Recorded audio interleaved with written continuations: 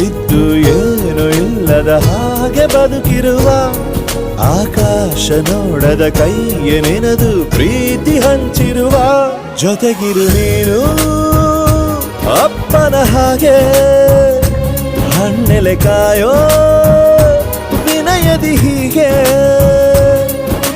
ನಿನ್ನನು ಪಡೆದ ನಾವು ಪುನೀತ ಬಾಳು ನಗು ನಗುತ್ತಾ ಬೊಂಬೆ ಹೇಳುತ್ತೈತೆ ಮತ್ತೆ ಹೇಳುತ್ತೈತೆ ನೀನೇ ರಾಜಕುಮಾರ.